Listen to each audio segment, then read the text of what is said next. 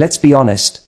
When someone leaves your life, especially someone you once gave your heart to, there's a part of you that wants to prove something. You want him to see what he missed. You want him to feel your absence. But here's the true thing. The most powerful thing you can do after heartbreak isn't to win him back or even make him regret it. It's to act like he never existed. Not out of bitterness, but out of clarity. Because the version of you that keeps checking his socials, rereading old messages, and wondering what went wrong, that's not the real you. The real you. She's still in there. And the moment you stop orbiting someone who couldn't value you, you'll unlock the life and love that always felt just out of reach. This isn't about revenge. It's about rebirth. Let's talk about how to become everything he can't have and never truly deserved in the first place. When a relationship ends, especially one that left you questioning your worth, it's tempting to focus on moving on just enough to look okay on the outside. You might block him, post pictures with your friends, maybe hit the gym or change your hair, all in an effort to signal, I'm fine. But here's the uncomfortable truth: moving on isn't the goal. Evolving is. When you simply move on, you risk staying the same person who tolerated behavior you shouldn't have, who settled for less than she needed, and who maybe shrank herself to make him more comfortable. Evolution, on the other hand, is transformation. It's not about becoming the kind of woman he wants. It's about becoming the kind of woman he could never keep. Think about the woman you were in that relationship.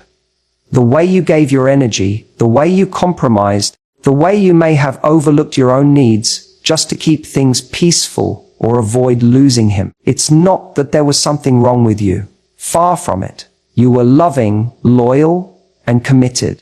But sometimes we give those qualities to someone who isn't emotionally mature enough to receive them.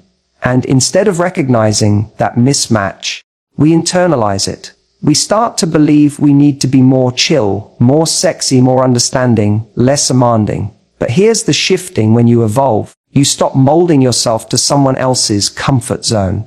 You start building a life that actually reflects your standards, your joy, and your self-respect. You stop trying to be chosen and start choosing yourself. That's the real power move. Not pretending he never existed, but genuinely no longer needing him to exist in your world to feel whole. And this evolution doesn't have to be loud. It doesn't have to be public. It doesn't even have to look like a revenge glow up that everyone on Instagram claps for. Sometimes evolving is sitting in your room, admitting to yourself where you lost parts of who you are. It's going to therapy, or finally starting that side hustle you kept putting off. It's choosing silence over sending one more long message explaining your heart to someone who never really listened. It's saying no without guilt, making plans without permission, and realizing that peace feels a lot better than drama ever did. He didn't just lose the woman he had. He lost the woman you are becoming. The one who longer texts when she's lonely. The one who doesn't chase crumbs. The one who doesn't need his closure because she gave it to herself. That version of you isn't bitter. She's clear on her value, clear on her standards, and clear on what she will and will not entertain in the future. And the beautiful part, you're not doing this to make him regret it. You're doing it because you finally realize you were never the problem. You were just growing in a space too small. He was the container you were trying to stretch in. Now, you get to step out of that box completely. And once you do, you'll see there was nothing wrong with you. You were simply meant for more.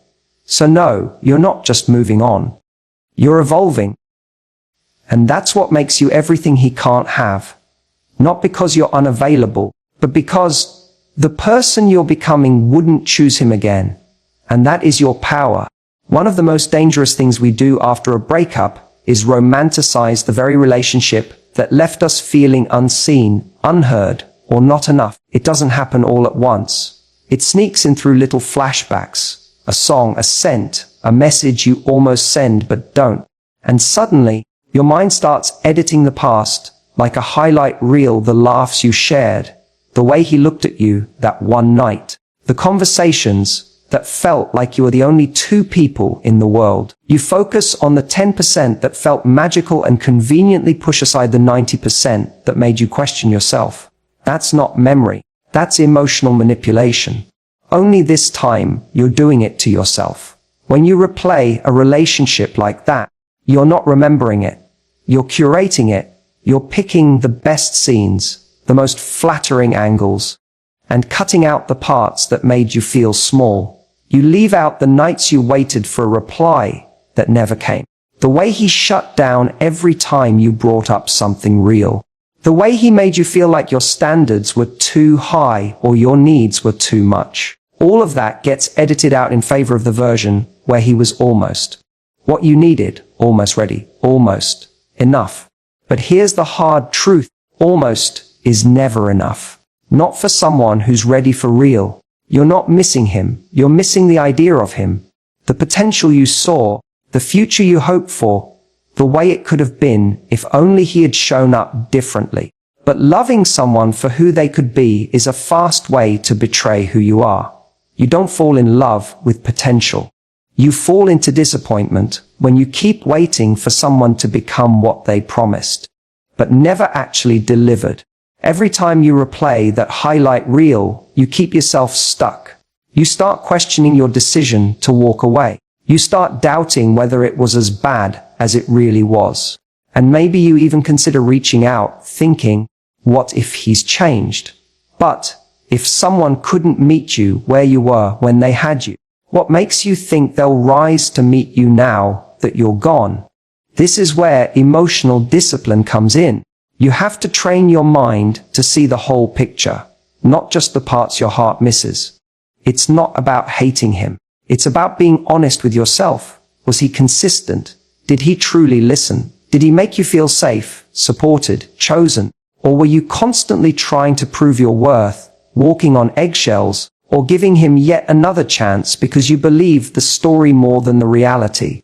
The relationship didn't end just because of timing, or bad luck, or a simple misunderstanding. It ended because one or both people stopped showing up in the way love requires. And if you're the one who stayed too long, gave too much, or accepted too little, then the work now isn't about convincing yourself it was great. It's about learning from what wasn't. You don't owe your past anything but the truth. And the truth is, no amount of nostalgia will change what actually happened. No beautiful memory erases the pain of constantly feeling like you were asking for scraps. So when your mind starts to play the greatest hits of your old relationship, pause. Ask yourself, what am I really missing? The answer usually has less to do with him, and more to do with the parts of yourself you gave away. When you finally stop replaying the highlight reel, you create space for real healing. You stop idolizing someone who couldn't love you the way you deserve. And in doing so, you open the door to something, and someone far better, reality grounded in respect, consistency, and emotional safety. The kind of love that doesn't need a highlight reel to feel right. Your mind is a crowded place, and the most valuable real estate you own is your attention. After a breakup, it's easy to give that prime mental space to someone who no longer deserves it. Someone who left, who hurt you, or who simply wasn't the right fit. The problem is, when you keep renting out your thoughts to him, even without realizing it, you're giving away your power. Every minute you spend wondering what he's doing, analyzing his last message, or imagining how things could have been better, you're draining your energy and your emotional bandwidth.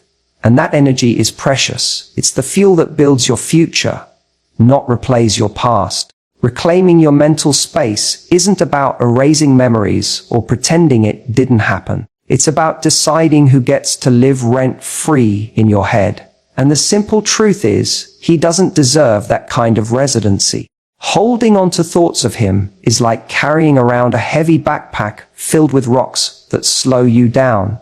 The more you think about him, the heavier the load, and the harder it is to move forward. So the first step to healing is to consciously redirect your attention toward what matters most. Yourself. Think of your attention as currency. You only have so much to spend each day. If you spend it obsessing over what he might be doing, who he's with, or why he didn't text back, you're bankrupting yourself emotionally. Instead, invest that currency where it yields real returns, your passions, your dreams, your friendships, and most importantly, your self-growth. When you pour your energy into yourself, you're not just healing, you're creating a life so fulfilling that there's no room left for distractions or doubts. It's also about boundaries, but not just with him. Boundaries with yourself. Set limits on how often you allow your mind to drift toward him. When you catch yourself scrolling his social media or replaying old conversations, gently but firmly pull yourself back. Replace that habit with something nourishing, a walk, a call to a friend, journaling, or diving into a project that excites you. Over time, this rewiring helps your brain associate your attention with positive growth rather than painful memories.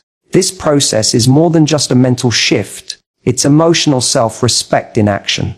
By reclaiming your space, you're telling yourself that your thoughts, your feelings, and your energy matter. You're prioritizing your well-being over the urge to obsess. And this sets a powerful precedent for future relationships. If you don't give your power away to someone who doesn't value you, you're far less likely to tolerate that behavior again. Another key point is that the less you revolve around him mentally, the more you naturally cultivate your own identity outside the relationship. Breakups can sometimes leave you feeling like you lost not just a partner, but a part of yourself. Reclaiming your mental space helps you find those missing pieces again. You begin to remember who you are independent of him, your interests, your quirks, your values. This clarity makes you stronger, more confident, and ultimately more magnetic because you're not defined by someone else's absence or presence. Reclaiming your attention doesn't mean you never think about him. It means you choose when and how. If you're working through feelings, that's healthy, but it's the difference between intentional processing and compulsive obsession. Intentional processing helps you understand, learn, and grow. Obsession keeps you stuck, anxious, and exhausted. Ultimately, this mental reclamation is the foundation for building a life where your happiness doesn't depend on his validation or presence. When you fully reclaim your space, you shift the energy from missing someone to creating your own joy. You become the woman who moves with purpose, clarity, and freedom, someone who doesn't just survive heartbreak, but thrives beyond it. And here's the best part. The more you protect and nurture your mental space, the less he controls your emotional world. You become the architect of your own peace, the curator of your own happiness, and the owner of a life that's too rich and full for someone who couldn't value you to even get a foot in the door. Detachment is one of the most misunderstood, and yet most powerful, tools when it comes to reclaiming your emotional strength after a breakup. So many people confuse detachment with coldness or indifference. But really, it's about creating healthy boundaries and shifting your focus inward. When you stop needing someone to validate your worth or confirm your value, you move into a space of magnetic confidence that's far more attractive than any desperate pursuit. Desire isn't created through chasing or needing, it's created through absence and mystery. When you're constantly available, mentally, emotionally, physically, you become predictable and, unfortunately, less desirable. The energy you put out when you need someone to want you can come off as needy, anxious, or even desperate, which isn't attractive to anyone. On the other hand, when you detach, you're not shutting down your emotions. You're managing them with maturity. You're saying, I'm okay on my own. I don't need you to complete me. That's incredibly powerful because it shifts the dynamic entirely. When you detach, you give yourself permission to stop obsessing over why he didn't call or text. You stop overanalyzing every word or action.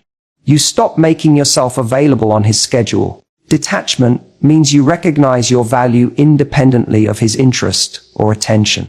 You become someone who isn't emotionally dependent on another's approval, and that independence creates space for your confidence to grow.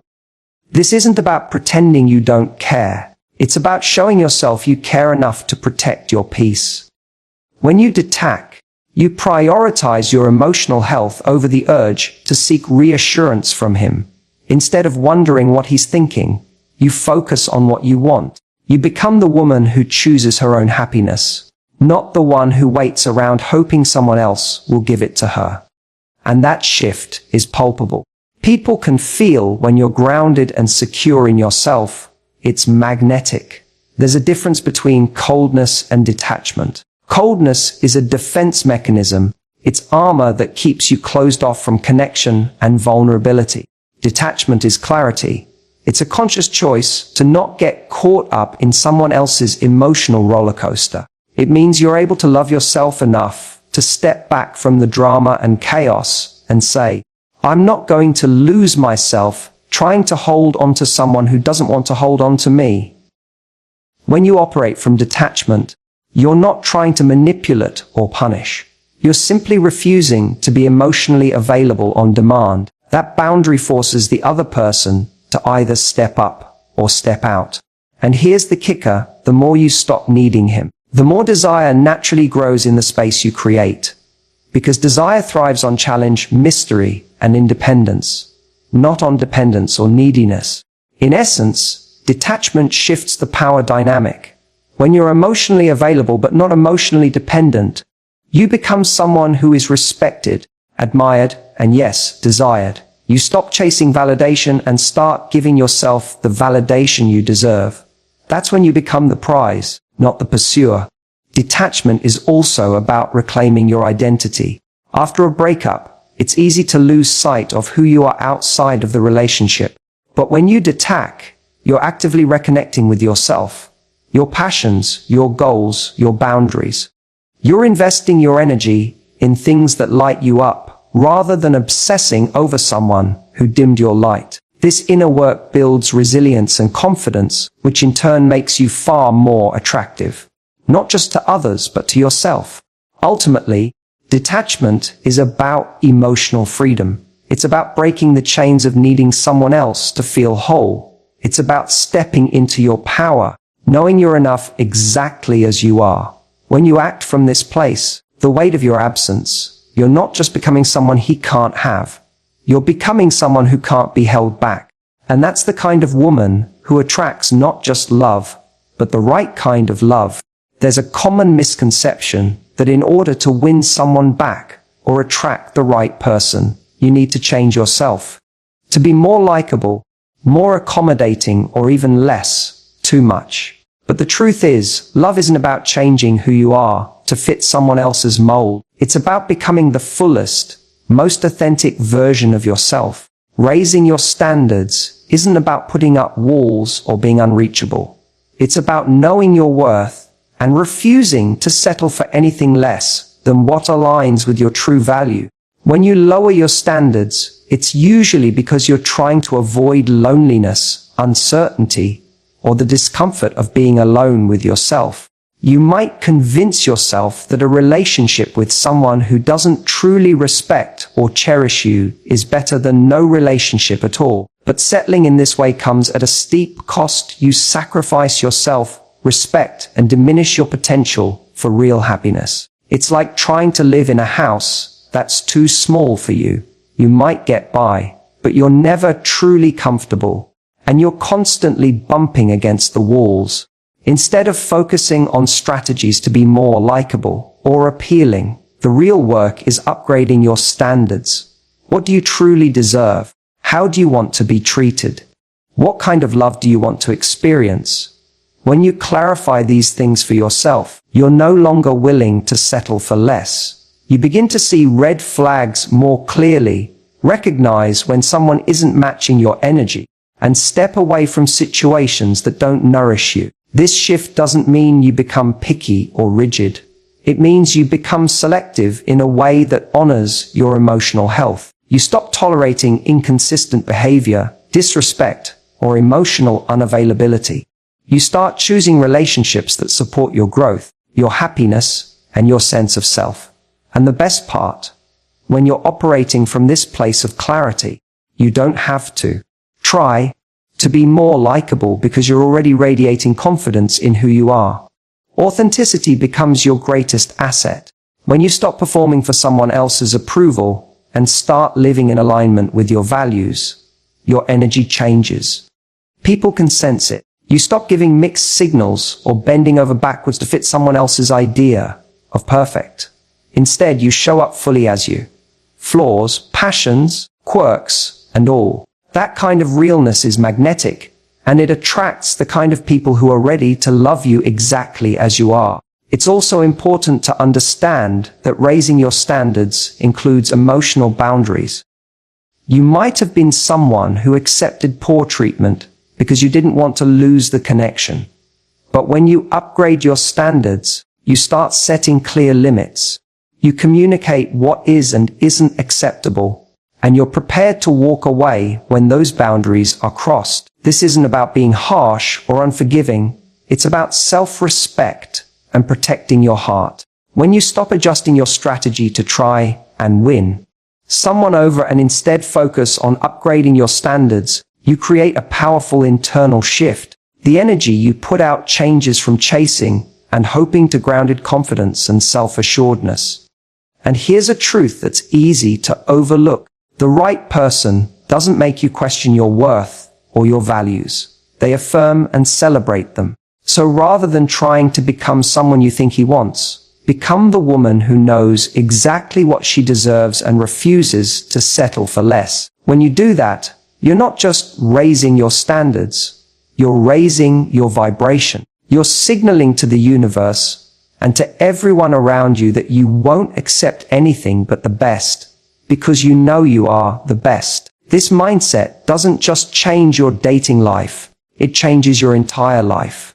When you hold yourself to higher standards, you create more meaningful connections, pursue your goals with greater clarity, and live a life that feels expansive and fulfilling. It's about honoring yourself enough to demand the love and respect you deserve. And when you do, everything else falls into place naturally. Sometimes, the most powerful message you can send after a breakup isn't with words, but with silence. When a relationship ends, especially if it ended badly or left you feeling confused and hurt, there's a natural urge to seek closure. Whether that means a conversation, an explanation, or some kind of final moment that makes sense of the chaos. But the truth is, closure is something you give yourself, not something you get from someone else. And sometimes, the most profound closure comes from stepping back completely and letting your absence speak louder than any explanation ever could. Disappearing from his life isn't about being petty or immature. It's an act of strength and self-preservation. When you keep reaching out, sending messages, or engaging in conversations that don't serve your healing, you're essentially giving him power over your emotional world. Every time you respond to him, you keep the door open to old patterns, old wounds, and the possibility of more pain. But when you choose silence, you're reclaiming that power. You're telling yourself and him that you're no longer available for the version of love or connection that left you broken or uncertain. Silence creates space for healing. It allows your heart to reset and your mind to find clarity without the noise of mixed signals or false hopes. It's in the quiet that you can start to understand your own feelings, work through your pain, and envision a future that isn't defined by the past. Without the constant back and forth, you're free to process what happened on your own terms, without pressure or interference. Moreover, silence sends a message that words often can't. It says, I'm choosing myself over this drama. I'm choosing peace over